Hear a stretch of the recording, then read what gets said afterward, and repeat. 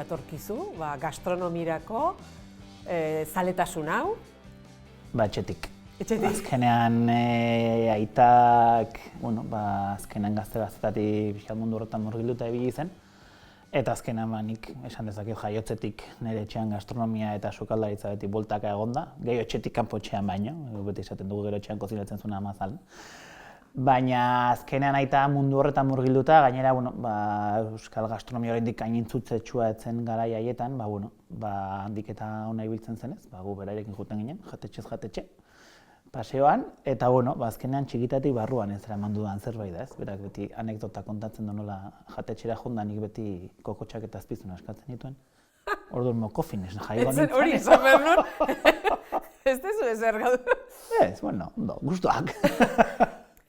Zuk jatetxe bat edo plater bat edo esperientzia bat ongi gustatzeko zer eduki behar du edo, zein dira klabeak edo gakoak zuretzat, oraitzentzat?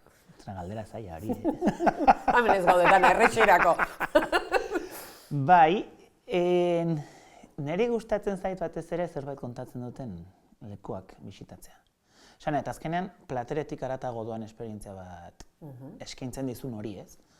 Edo diskurtso bat izatea, ez? Askotan, gure herri honetan sortzedunak gera, azkenean sukaldaritza tradizioa nik uste etxe gehienetan dagoela, azkenean gure kulturaren eta gure nortasunaren parte garrantzitsua da, azkenean gure etxeetako emakumeak izan dira gure sukaldaritza indartu dutenak, nahiz eta orain gizonezkoak izan argazkietan azaltzen direnak, baina ni beti bultzako eta emakumerik gabez ginela gaur garenera iritsiko.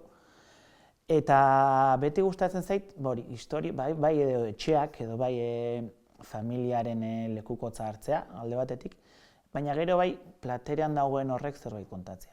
Azkenean denei gustatzen zaigu txuleton bat jatea, rebollon bat jatea, baina adibidez orain ez, lehen aipatu egun amarekin ez, nola kontatzen dizuten platerean zer dagoen, zergatik egin duten plater hori, zer omendu nahi duten. Eta horrelako esperientziak topatzeak, nik uste horrek betetzen dauela, gero ere bagarrun plater goxo bat aurkitzen dut ere bai, etxeko sukaldaritza eta goxo kozinatu aldin badago, ez naiz oso, ez dakit nola esan, ez asko eskatzekoa. Eta, alde kazetari lanaz aparte ere, beste hainbat proiektutan janariarekin lotuta ere egondu izan duzera, zaporeak, adibidez pixkat esplikatuko diguzu zer dan eta nola iritsi zinen eta zer suposatu duen horrek zuretzat? Zaporeak ere iritsi nintzen, azkenean aitarengatik ere bai. Beti hasiera pixkat berezia izan zen, edo nik esaten dut historia berdina ginela 7 sortzaile, 6 jubilatu eta ni. Orduan,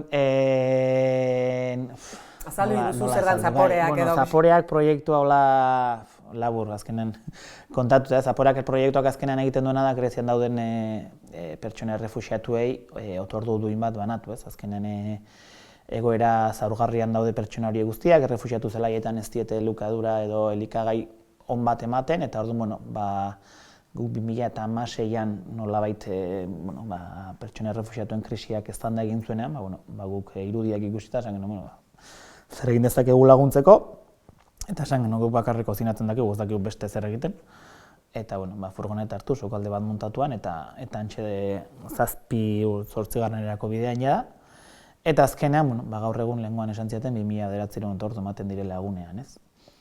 Eta, nolabait errebote ze bai, azkenean, baitarekin saltxa guztietan ebilita, komiente hartzen denboran neukanez hor sartu nintzen, eta niretzako izan zian 3 urte, orain itzalean egiten dut lan, eta 3 urteetan izan zen nolabait komunikazioa, eta hemen Gipuzkoa Euskal Herri mailan nolabait proiektua ezagutzera eman, hitzaldiak eman, ez da ikastoletatik bueltaka eta niretzako oso esperientzia berazgarria izan zen, beste komunikazioaren beste arlo bat jorratuz, eta batez ere nik uste zaporeak erakusten duenetako bat dela, azkenean herri honetan alde batetik elkartasuna gure nortasunean sartuta dagoela, laguntzeko grin eta gogori, eta azkenean erakusten duelako, askotan gobernuek edo erakunde handiek zaintzen ez duten arlo horretan, herria elkartuz gero, gauza garela ere proiektuak aurrera ateratzeko ez, eta azkenean guk esaten dugu 6 hilabeterako joan ginen area,